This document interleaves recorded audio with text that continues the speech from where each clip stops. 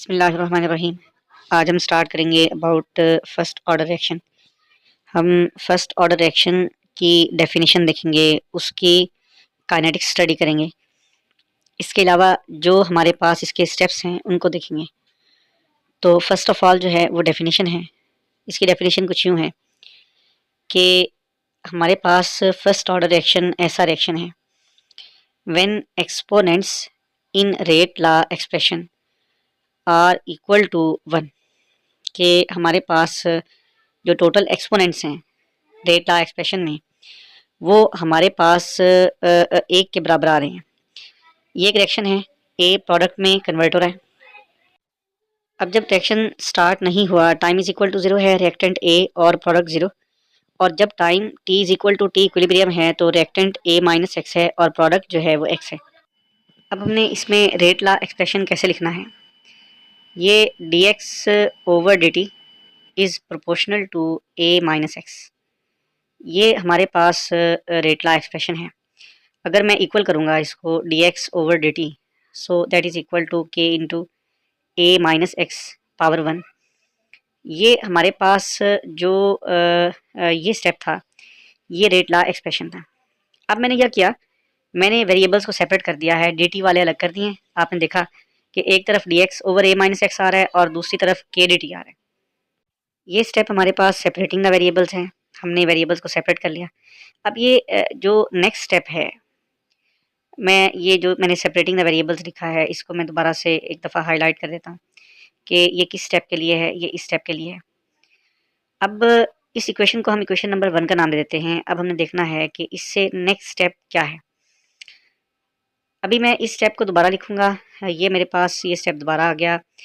अब मैंने क्या करना है, इसकी इंटीग्रेशन स्टार्ट करनी है। मैथमेटिकल एक्सप्रेशन है जो बेसिकली किसी भी एक्सप्रेशन को सिंप्लीफाई कर देता है। लिहाजा अब अगर इसकी मैं इंटीग्रेशन करता हूँ इस इक्वेशन की, तो मेरे पास जो आंसर आ रहा है वो इस तरह से आ रहा है कि सबसे पहले मैं तो इसको इंटीग्रेशन का साइन दूंगा। अब जो वेरिएबल्स हैं इनको मैं इंटीग्रेट कर लूँगा, so I will get the answer minus log natural A minus X is equal to K T plus C. So this is called expression number 2। अब ये इक्वेशन सिंप्लीफाई होती जा रही है।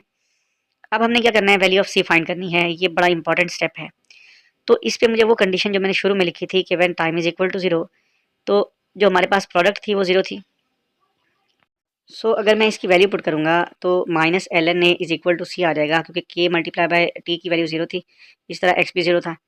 अब 3 को 2 में पुट कर दें तो मेरे पास आंसर आ जाएगा minus L N A minus X, और ये आ जाएगा हमारे पास के टी, अब इज इक्वल टू आ गया के टी प्लस सी। अब ये प्लस इंटू मैं माइनस कर दूंगा क्योंकि इसकी value minus log natural of A आई है, लिहाजा ये माइनस में लिख दिया। अब इसको सिंप्लीफाई कर लें, मेरे पास इसका जो आंसर आएगा वो ये आएगा कि मैंने इसको जो सॉल्व किया है वो ये क्या है कि लॉग नेचुरल जो है ए माइनस एक्स का, ये माइनस में इज इक्वल टू जो आया है वो K T minus log natural of ए।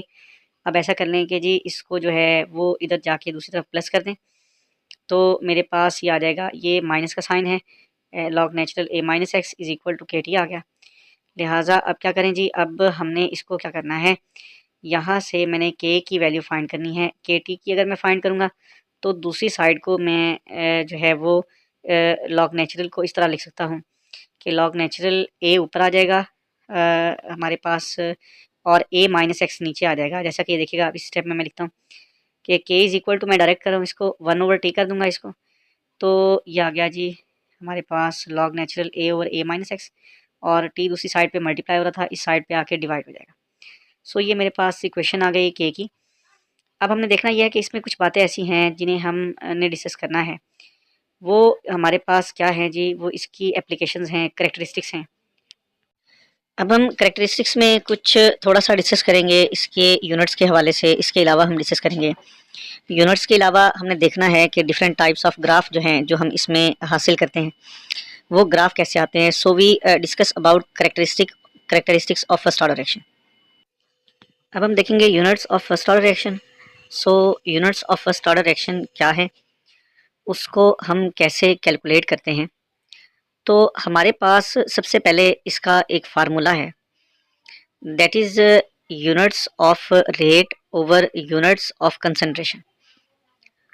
तो ये अब हमने इसमें वैल्यूज़ पुट करनी है और हमने इसको कैलकुलेट करना है। मोल पर डेसीमीटर क्यूब पर सेकंड जो है रेट के यूनिट है। इसी तरह मोल पर डेसीमीटर क्यूब जो है हमारे पास वो कंसंट्रेशन के यूनिट है। सो ओवरऑल यूनिट क्या हो जाएगा पर सेकंड। अब प्रॉपर्टी नंबर 2 है या करेक्टरिस्टिक्स नंबर 2 है कि अगर हम ग्राफ प्लॉट करें t versus log of a minus X we get this type of line. इसमें हमारे पास जो है वो हम स्लोप को डिस्कस करेंगे कि ये हमारे पास स्लोप की वैल्यू है। तो ये ग्राफ जो है वो करेक्टरिस्टिक्स में ज़रूरी होता है। अब नेक्स्ट मूव करेंगे हम नेक्स्ट ग्राफ की तरफ। ये जो ग्राफ प्लॉटेशन है ये log of a over a minus x versus t में है। सो अब इस ग्राफ का जो रिज़ल्ट है वो स्ट्रेट लाइन है क्योंकि ये आपस में डायरेक्टली प्रोपोर्शनल है। सो इसमें